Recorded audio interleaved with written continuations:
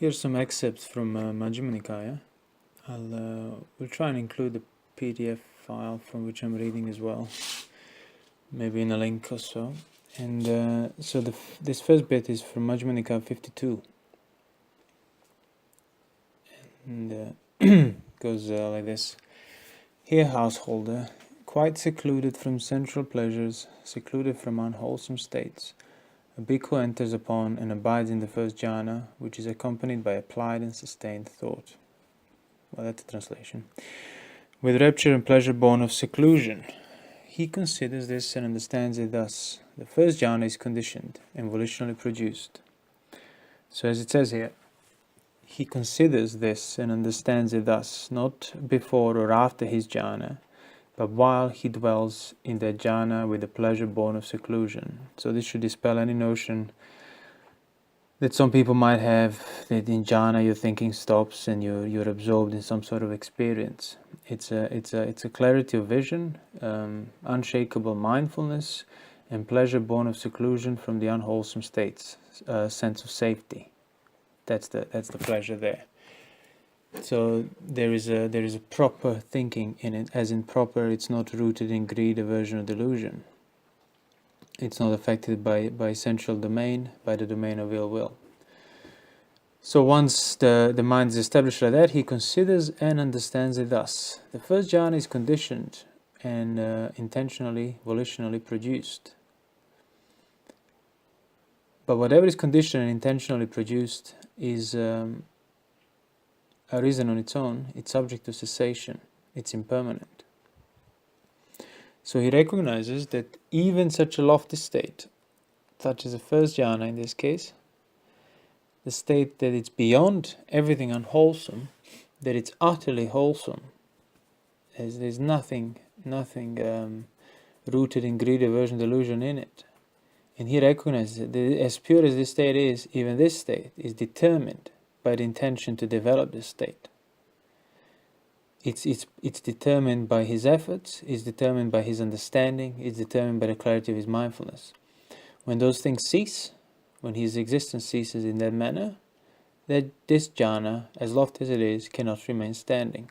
So the reason why the Buddha emphasizes this very often in various suttas, it's because obviously there is no clarity of discernment when one is still rooted in unwholesome.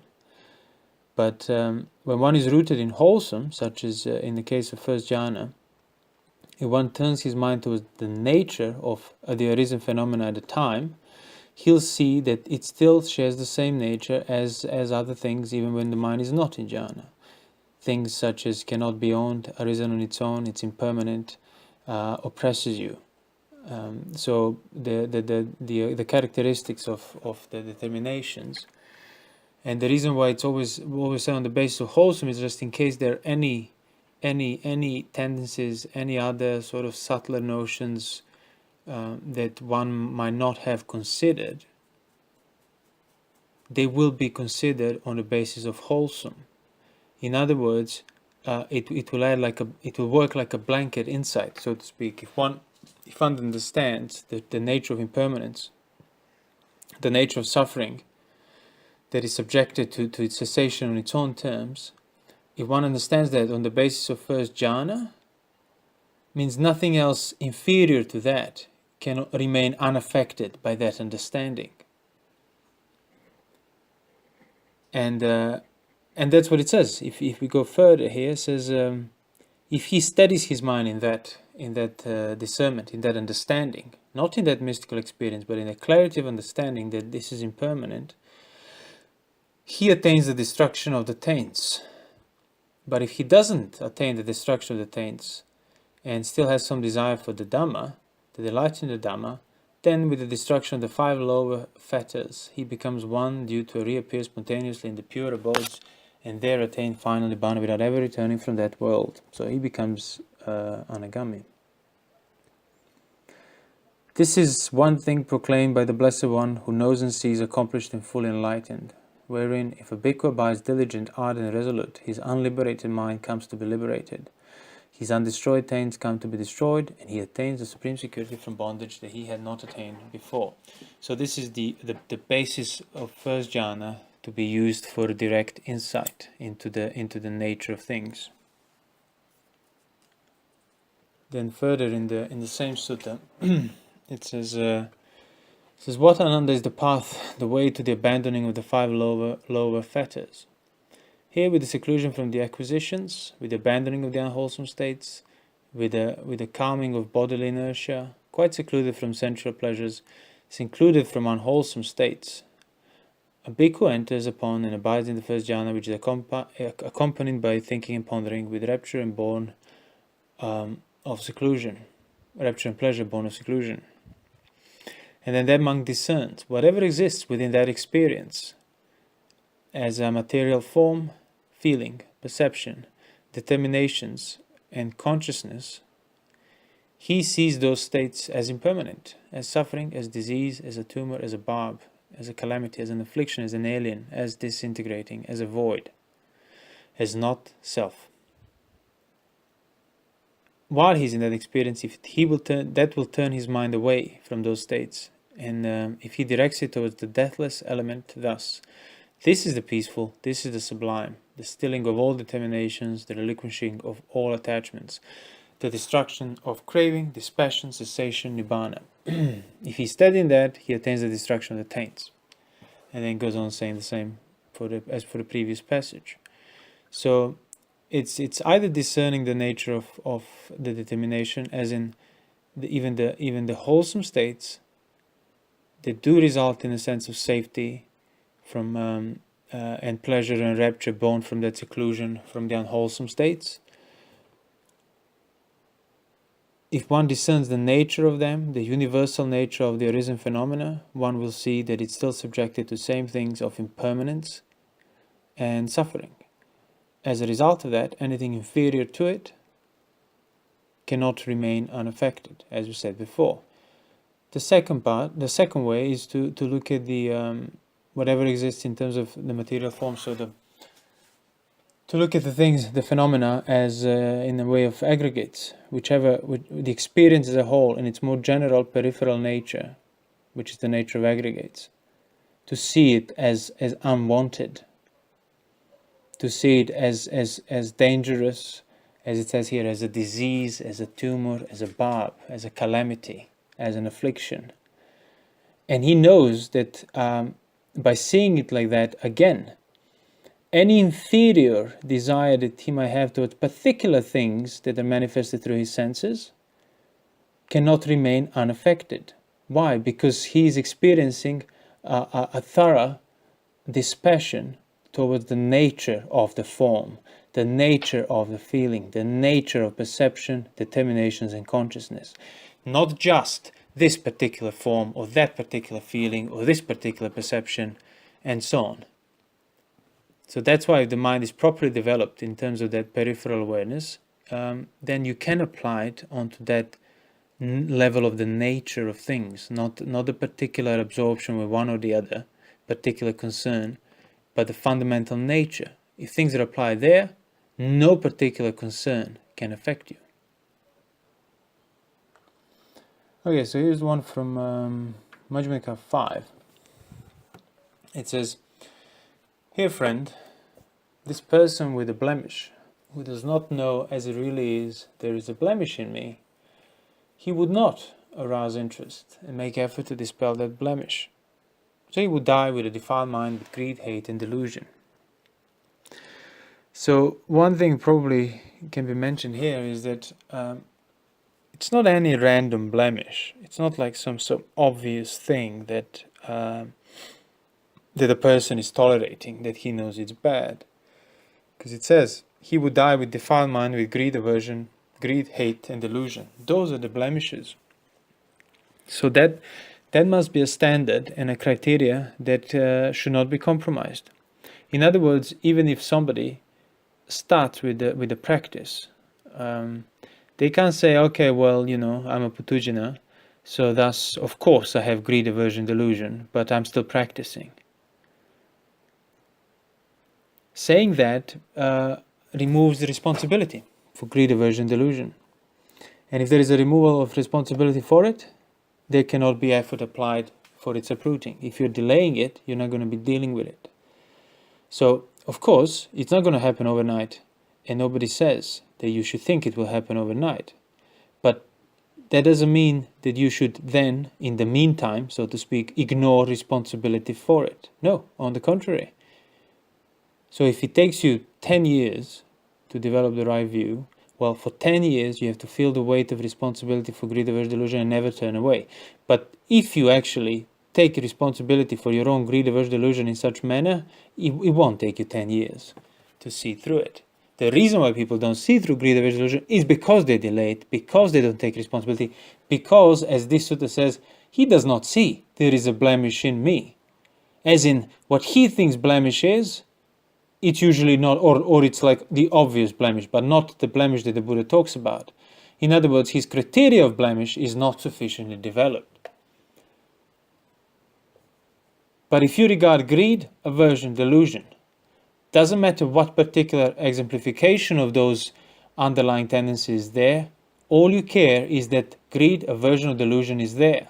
That's the blemish, that's the work there. Nothing less than that. Then there is a second type of person, is the person with a blemish who knows as it really is. This is the blemish, there is a blemish in me. And because of that, he can then dispel that blemish. He would die with a non-defiled mind without greed, hate and delusion. Why? Because he recognized that that's the threshold of blemish. And he undone it.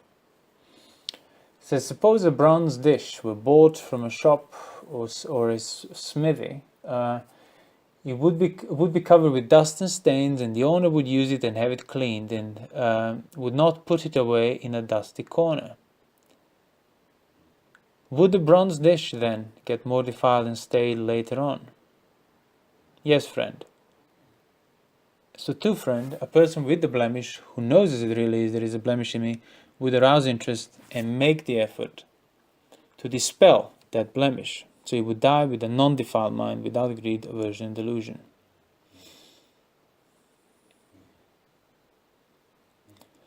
Oh yeah, now there's again Majjhima Nikaya. I might have read this before, but anyway, it's a good passage.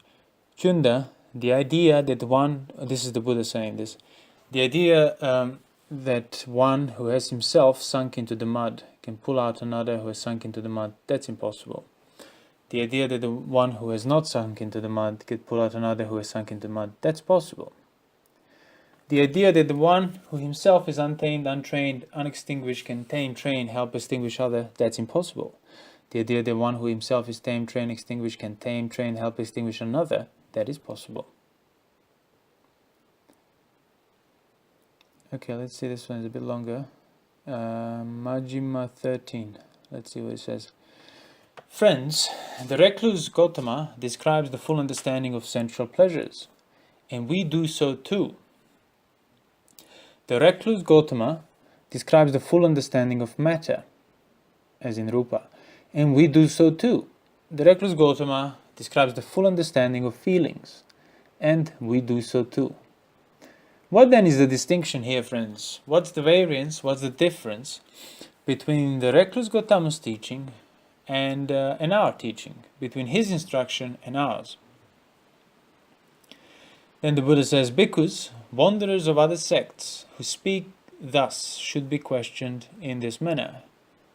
But friends, what is the gratification, what is the danger, and what is the escape in the case of sensual pleasures?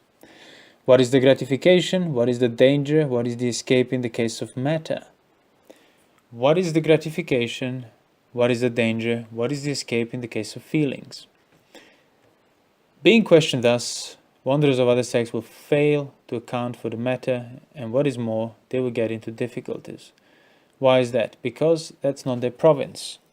Because I see no one in the world with its God, its Maharaj, its Brahmins, in its generation with the recluses and Brahmins, with its princes and its people, who would satisfy the mind with a reply to these questions, except for the Tathagata or his disciple or the one who has learned it from them.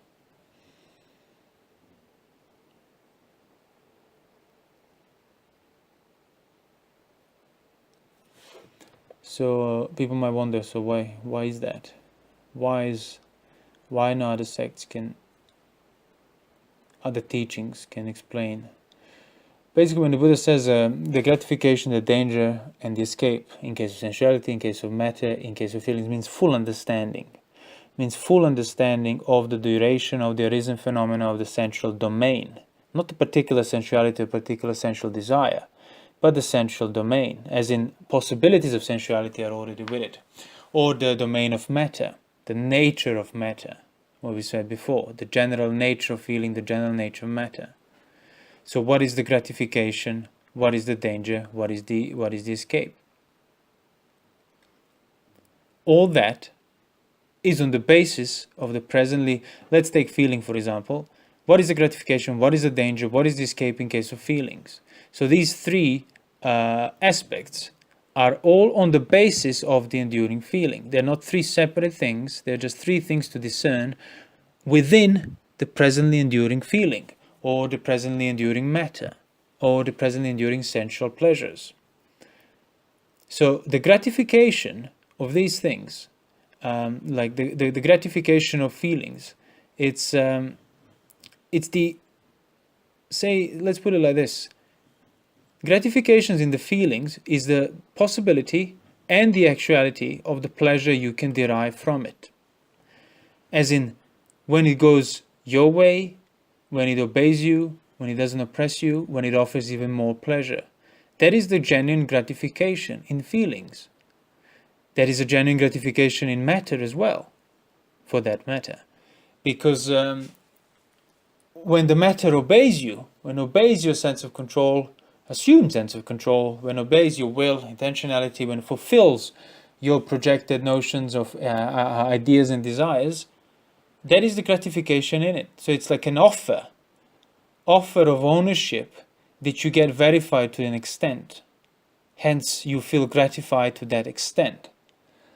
But see, even the offer of ownership is on the basis of that presently enduring thing, which already means it's impermanent, because you are not responsible for its presence nor for its endurance. So these random feelings that arise, whatever they are, neutral, pleasant, unpleasant, neutral, they arise on their own. Sensual domain manifests on its own. Matter manifests, like you are not its creator. You cannot even conceive being the creator. You only end up perceiving what's given to you to be perceived. Now, when you think, oh, it's given to me to be perceived, you're perceiving that as well. That notion is also within the notion of your perception, which means that's not that from which the matter has been given to you. So any notion that matter has been given to you is thus a wrong notion, because it requires you to step outside of yourself and to see where the matter comes from to you. And that's inconceivable, because even that thought is within that perception that was given to you, within that matter that was given to you. That's how you recognize that there is no external that you can think of without misconceiving it. You're fully enclosed within the five aggregates as a whole. So experience of external, it's internal, so to speak. That's what the Buddha said. If a monk remembers his previous life, or 5 previous lives, or 500 previous lives, all he remembers is the 5 aggregates of one among them. Because that's experience as a whole. There is nothing outside of it. When you think outside of it, that's within the 5 aggregates. And it's not incidental that the Attavada, the self-view, corresponds to the gratuitous notion of a self-master, controller, independent of your experience as a whole, as in external to it. That's exactly where it's rooted. But anyway, let's get the gratification means that the degree that you can exercise your will, your control, your ownership, failing to see that even that degree as a possibility is secondary to that independent arising of that thing, whatever that thing is, be it matter or feeling or sensuality. Failing to see it, you take it for granted. And taking for granted that kind of relative offer of relative ownership means absolute ownership for you, because that's all you took, that's all you see. And that is the gratification. That's the gratification in the 5 aggregates. That's why people remain bound with their ignorance. Not because there is a mystical secret hidden behind a veil of illusion or something. No, it's because of their own very ignorant intentions and acts that they can't say no to, pretty much. And then it says, what is the danger? So you can pause the talk now and think about yourself, based on what we said about the gratification. Think about what is the danger then. If the gratification is the offer of that relative ownership that ends up pretty much intoxicating people, what is the danger except that intoxication? What is the danger that's on the same level as that offer prospect of pleasure, of gratification, of control, of mastery, of verification of your own assumed sense of self? What is the danger that's simultaneously there as a second aspect? The danger is exactly rooted in the same thing where the gratification is rooted. It's rooted in that independently arisen on its own, presently enduring feeling, that you are subjected to it. See, if you're just looking along the barrel of gratification, all you're going to see is the prospects of your gratification. You're not seeing the nature of the basis upon which that gratification has arisen. You're not seeing the nature of the feeling, in the case we are discussing. But if you don't take gratification for granted, you just see it as a prospect, as a possibility, but you don't see it as your right, and you're certainly not careless in regard to it, then you see that gratification that has arisen on the basis of the presently enduring feeling on its own, that I'm subjected to, that's why it's dangerous. Because if I go with gratification, I cannot remain seeing the presently enduring feeling on its own. I will automatically, it's not even a matter of choice, as in I will have to do this. You automatically, by following gratification at its face value, you automatically appropriate that which is independent of you, which doesn't care about you. Your feelings don't care about you. You're invisible to your own feelings. You don't exist for them, pretty much. You don't exist for the five aggregates. You exist only because you keep assuming your own existence as the master controller of them. So if you don't follow gratification at its face value,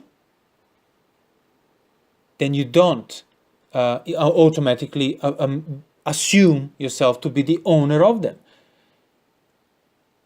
So you recognize that. When you don't assume, you recognize how dangerous it is then.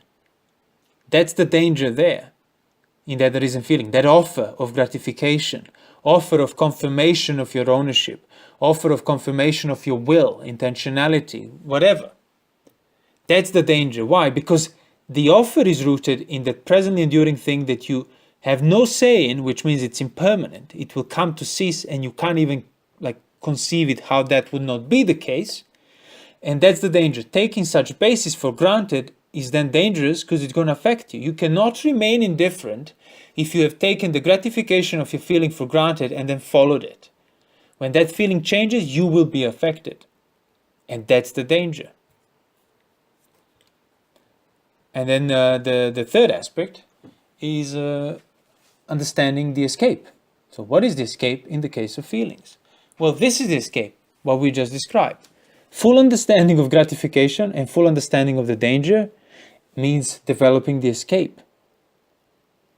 Why? Because when you genuinely recognize the danger of taking the arisen feeling as mine, taking it for granted, you will turn away from it. You will not entertain that notion of appropriation and gratification for not even for a second longer. Because it's the most perilous thing. And thus you escape it.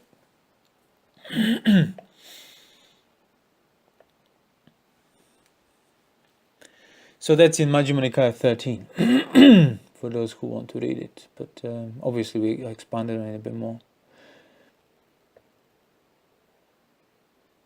Okay, it goes Majjhima 15, that's removing the blemishes, we talked about it. Okay, well here is an interesting passage, I think. It's Majjhima 17, and it says, here, because a bhikkhu abides supported by a person, when abiding supported by a person, by a certain person, I suppose, unestablished mindfulness does not get established. Unconcentrated mind, uncomposed mind does not get composed. Not destroyed desires do not get destroyed. And the unattained noble land of the yoke is not attained. As for the 4 requisites of life, for the one gone forth, robes, food, dwellings, requisites, they are collected without difficulty.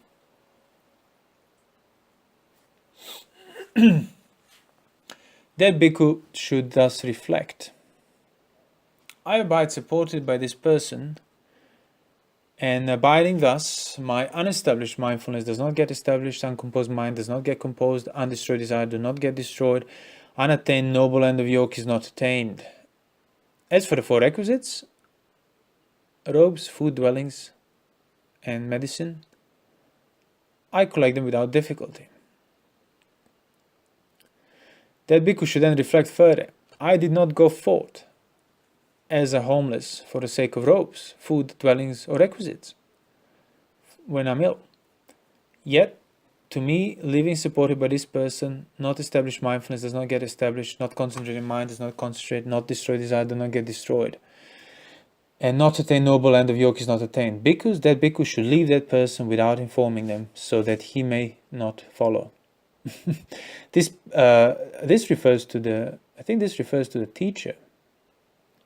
So this refers to a bhikkhu who would live with under the mentorship, I suppose, of a senior monk, but he's not progressing. So the monastery might be well supplied by everything that he might need in terms of the requisites, but then he should reflect that that's not why he went forth. And he should thus leave, not just leave right away, but leave without telling that person so that they can follow him. It means really prioritizing and reminding yourself why you got into robes in the first place. Because the life won't last forever. Even if a person lives 50 years more, that's nothing. It's going to go very quickly. And without thinking about the end game of, as the Buddha said himself, not attain the noble end, well, one's going to pay the price they probably wasn't ready to bargain for. Because the fact that the person was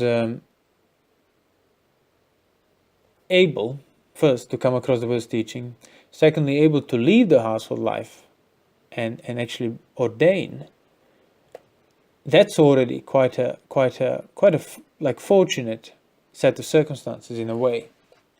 Of course, nobody is denying responsibility of people who do that. They are responsible for their own going forth and everything, so they will take the credit for it, but all of that in itself will be a wasted opportunity if a person does not attain the noble end. If they get satisfied with just being a monk or living in a suitable environment, they need to then reflect further and genuinely see whether their mindfulness gets increased, their composure, the right view gets developed. If not, well, there is no time to waste. That's pretty much what this passage is saying.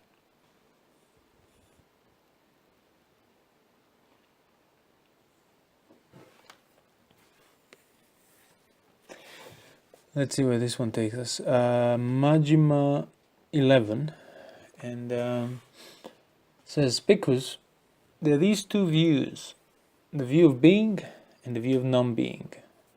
The word for being is bhava, the Pali word. Any ascetics and Brahmins who adhere to the view of being, who are overpowered by the view of being, who hang on to the view of being, they are opposed to the view of non-being. Any ascetics and Brahmins who adhere to the view of non-being, who are overpowered by the view of non-being, who hang on to the view of non-being, they are opposed to the view of being. Any ascetic and Brahmin who do not understand as they actually are the origin, setting down, the gratification, the danger, and the escape in the case of these 2 views. This is what we talked about just now.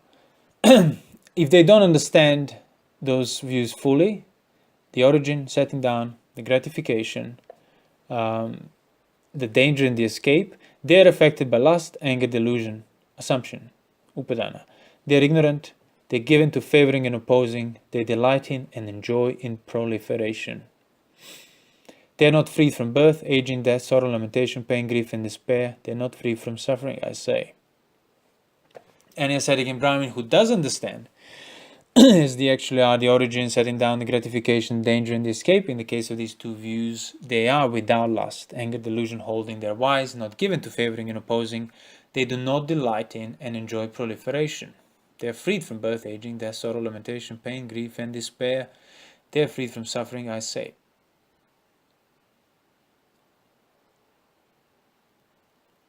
Says, well, there's not much to add here, unless we begin a whole new long discussion about what being is and what non-being is.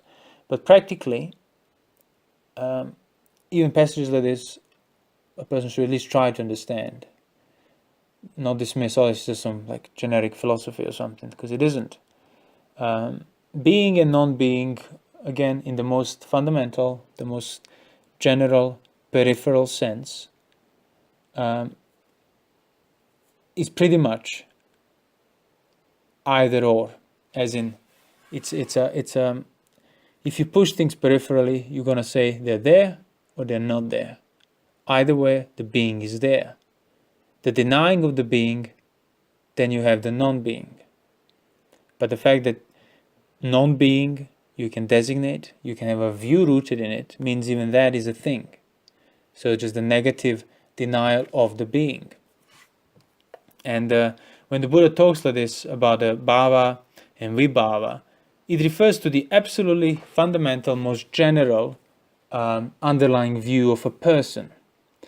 And if a person himself pushes and tries to discern his own views as far as he can, he'll see that he's going to be rooted in either fundamentally saying yes to his existence or saying no to his existence. On more particular levels, he might sometimes say yes, sometimes say no, but fundamentally he's going to have a view of yes towards it or no towards it. And that's what this means, like the annihilationists and internalists, as they would call it. Again, it wasn't just like a slur that he developed to dismiss other philosophies. No, it's like if you press those wrong views, they're going to fall into these two categories on the most fundamental general level. The ones that say yes, and the ones that say no. And the Buddha said, for as long as that's the case, then there is lust, anger, delusion, and assumption are there. If one understands that, that's how one develops the middle way. And that's how one is free from lust, anger, delusion, and assumption. Free from ignorance.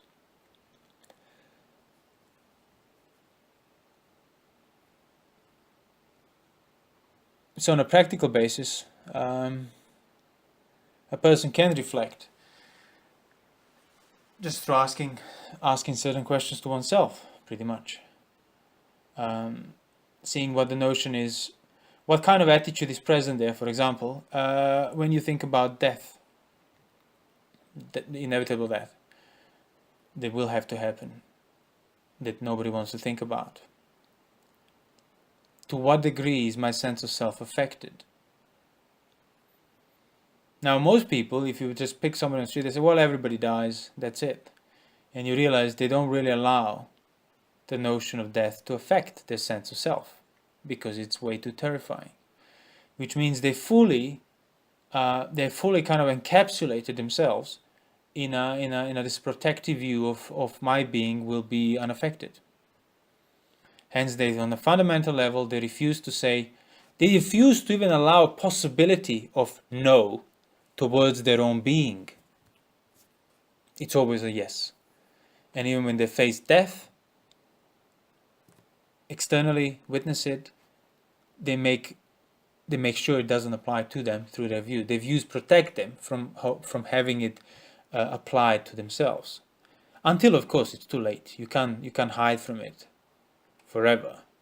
Death will come, and if it hasn't been faced while you were alive, then it's too late to deal with it. Non-being would be the opposite, would be the denial of the being, which again, fundamentally, is a form of being in itself. That's why it's equally binding as a wrong view. It's just through denying it, you assume that what's left after the denial, it's permanent, it's going to last forever. And that's what you adhere to. Hence, if somebody says, well, see, through denying it, you're still within the nature of being, they will get angry and upset. That's what I say. They would oppose those views. They would oppose the views of being. Not of a particular being, this and that, but the fundamental, like for example, saying, quite a common view, that we are nothing but just a bunch of molecules, hormones and organs operating, and just basically physical matter. When the body breaks apart, that's it. That's nothing. Nothing left, nothing moves, nothing comes. That's it. That's the end of it. So it's a form of just denying the validity of the being of your experience as a whole. Just dismissing it through scientific terms and scientific observations, and attributing your own responsibility and properties just to the molecules and hormones and chemicals and whatnot. But if somebody says, well, see, even that denial that you're engaging in, and then you would be doing so because through dismissing it, you think you're safe from that which is subjected to death. That's the implication of it. Hence, if you were to point out that the notion, in regard to the dismissal of the being, the notion that kind of, it is a background of it, well, that is within the being. Because in order to deny something, that thing needs to be present there. And they have no say in it. In other words, whether you affirm the being or deny being, that is secondary to the presently arisen bhava. And whether you affirm the being or deny being, you just end up binding yourself more to the assumption of the validity of that being in the first place. Which means you end up binding yourself even more to that which is subjected to death and destruction. That's what Buddha said, when people don't know the escape from being, they end up revolving around the being. Through affirming, and denying, neither affirming nor denying, they end up being bound with the being. He said it's like a dog chained to a post. He tries to escape the post, ends up just running around the post and tying himself tighter and tighter and tighter. So, that's that.